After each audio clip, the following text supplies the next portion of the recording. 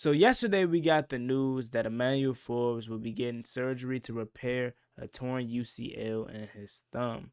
And that begged the question to a lot of fans. Was the injury to Emmanuel Forbes a blessing in disguise for the Washington Commanders defense? Let's talk about it. The way that we live is not for everybody. We're going to run and put our bodies on people in a violent manner. I love the way she move it, shake it on me. When she cry for him, the shawty is the winner. You can tell that shawty's You know what time it is. It's time to come out. I love the way she move it, shake it on me.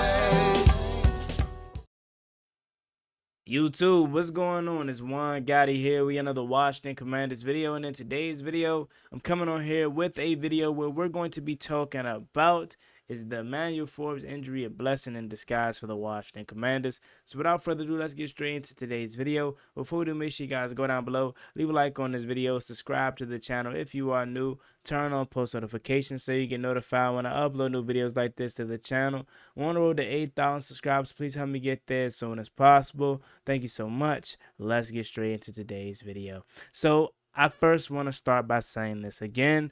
I am not rooting for Emmanuel Forbes to be injured. I am not happy that he's injured. I never want to see a player go down by injury. However, we do have to talk about his on-field performances. So I just wanted to put that disclaimer out there prior to starting the video. Don't want to see him hurt. Wish he was out there. Wish he was healthy. Wish he was good. Speedy recovery to Emmanuel Forbes. But let's talk about it. Emmanuel Forbes being injured obviously opens up a roster spot for someone else and opens up a spot that would have been taken by Emmanuel Forbes. Although this regime has spoke highly of Emmanuel Forbes and think that they can help potentially turn him into something special and they see something in him, I also believe that this regime genuinely don't really believe in Emmanuel Forbes how they say they do. I think they want to try to turn him into something, but they see that he just doesn't have it, from the size to the weight to the skill. I genuinely just don't know if they believe in him in that way.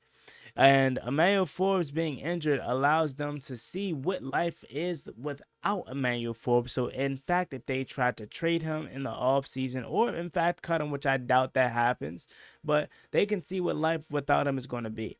Is the defense going to be better, or are we going to see that Emmanuel Forbes is not the issue and we need him in the lineup? It's going to be very interesting to see how we move forward in the next couple of weeks with Emmanuel Forbes being out. This regime genuinely is a regime that I think wants to get the best out of all their players, but also is a regime that isn't hesitant to say, yeah, this guy doesn't have it, right? That's why they cut ties with different kind of kickers. And I know kicker and cornerback are two different positions, but that's why they cut ties with Jahan Dotson. They clearly seen that he didn't fit the scheme. He didn't have it, what it takes to here in Washington, so they cut ties with him and washed their hands clean with him. I don't think they're going to have anybody on this roster that they feel is going to be like I don't want to say a letdown, but have a guy on this roster that doesn't contribute in any fashion.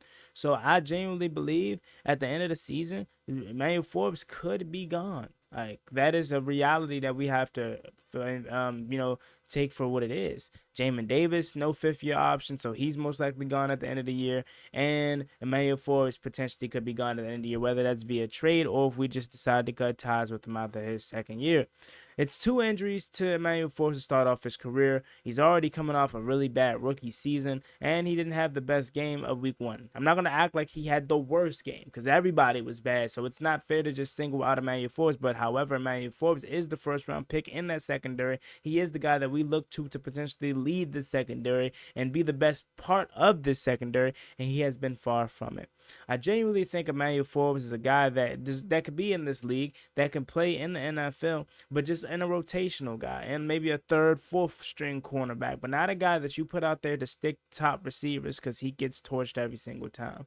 And I do think Emmanuel Forbes has the opportunity to potentially get a reset if he does, in fact, go somewhere else. Now, Juan, why do you say this is a blessing in disguise for the Washington Commanders? Again, one, we get to see what life is like without Emmanuel Forbes. So if we are better without Emmanuel Forbes, they're not going to hesitate to move him when at the earliest convenience. Also, you get an opportunity to see what is Michael Davis like. Michael Davis is a veteran that's been around the block a few times, and he didn't play not one snap on Sunday. So with the hole needing to be filled with Emmanuel Forbes' absence, it's going to be very interesting how they see to fill that hole with a guy like Michael Davis. Maybe you call up Chiggy Anusium, who I am excited about, who I think should have made this roster, who I think can be a potential guy that they could see growth in, and he can get out there and see what he brings to the table. Again, remember, Chiggy Anusium is a guy that they paid a lot of money to come here to Washington as an undrafted free agent, and he ended up making the practice squad.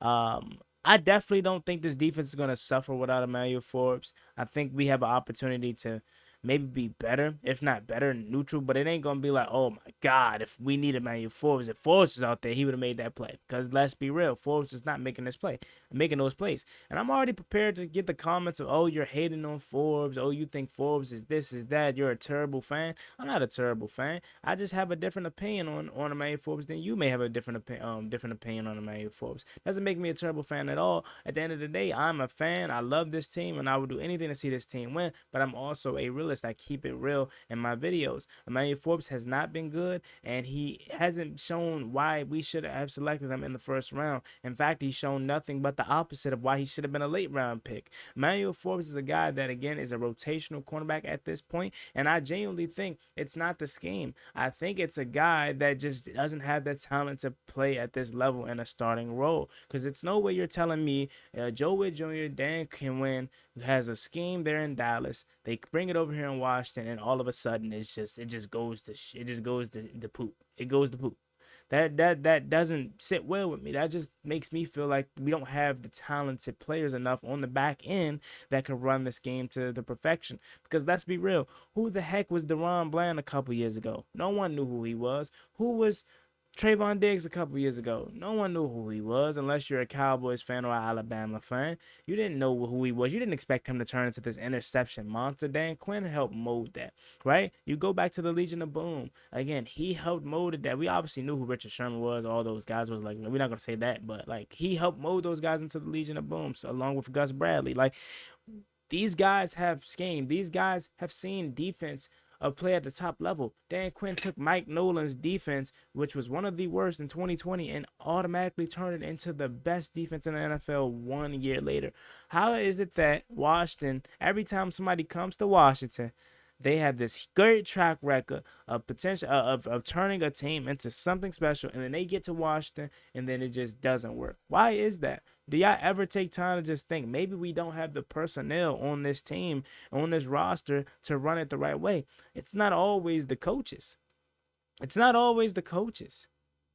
Because if it was always the coaches wouldn't get opportunities after opportunities after opportunities. Yeah, one, maybe two, maybe three opportunities. But they're not going to constantly get jobs and get roles if they were just this bad of a coach. Now, the only argument you can make, well, it's a reason why Joe Witt Jr. Hasn't been a defensive coordinator in all the years of him playing coaching the game. It's taken him 17 years to become a defensive coordinator.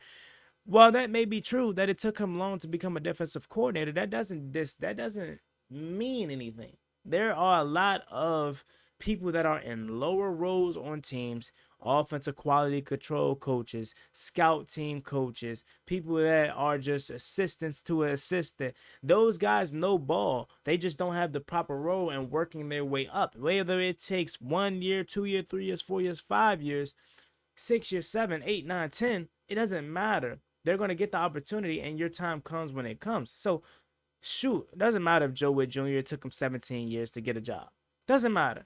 Still doesn't disqualify his credits. And even if you don't feel like it's Emmanuel Forbes and you feel like it's Joe Witt in this game, Dan Quinn is a defensive-minded head coach that can potentially overrule what Joe Witt says if he wanted to, and he could call defensive plays. And you've seen what he did in Dallas. You've seen what he did in Atlanta. You've seen what he did in Seattle.